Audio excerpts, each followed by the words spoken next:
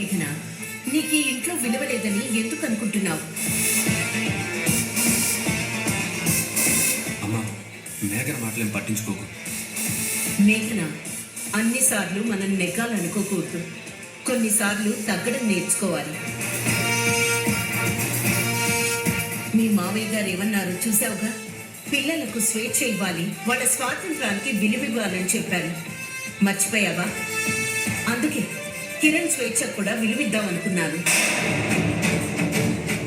ఉష భోజనం రూమ్లోకి తీసుకువెళ్తూ ఉంటే ఆపకుండా ఉన్నది కిరణ్ కోసం, అంతేగాని నీ విలువ తగ్గించడం కోసం కాదు. అయినా కిరణ్ గురించి డాక్టర్ ఏం చెప్పారో మర్చిపోయావా? కిరణ్ క్షణానికి ఒకలాగా ప్రవర్తిస్తున్నాడు, నిమిషానికోలా నడుచుకుంటున్నాడు.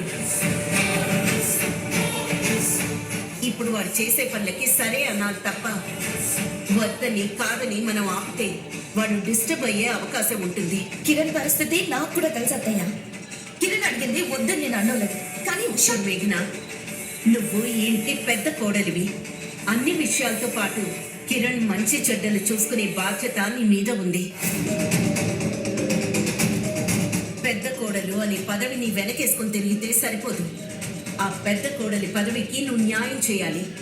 కుటుంబ భారాన్ని కొంతైనా నీ భుజాన వేసుకోవాలి. పద్ధతుల గురించి వేరే వాళ్ళకి చెప్పి అవి మనకి వర్తించబో అనుకుంటే ఎలా? అలా నేనెప్పుడు అన్నాను అత్తయ్య? ఏ నీకు తెలీదా? మీ నాన్నగారు కొనివ్వగానే కారు తెచ్చుకున్నావు. కనీసం అత్తగారు మావయ్య గారు ఏమనుకుంటారో అని ఆలోచించలేదు. పుట్టింటి వాళ్ళు ఇచ్చినవన్నీ తెచ్చుకొని నువ్వు అత్తింటి వాళ్లకు ఏం గౌరవం ఇచ్చినట్టు? ఇప్పుడు నీ కోపం రాగానే బట్టలు సర్దుకొని పుట్టింటికని బయలుదేరావు. మరి నువ్వు చేస్తున్న పనులకి నాకు కూడా కోపం వస్తుంది. దానికి నేనేం చేయాలి? సమయానికి లా పాయింట్ బాగానే లాగుతారు అత్తగారు, అందుకే అందరి నోరు బాగానే మోయించగలుగుతారు. చూడు మేఘన, పద్ధతులు, నియమాలు, నిబంధనలు వేరే వాళ్ళకి చెప్పడానికి మాత్రమే లేవు, మనం కూడా పాటించడానుకున్నాయి.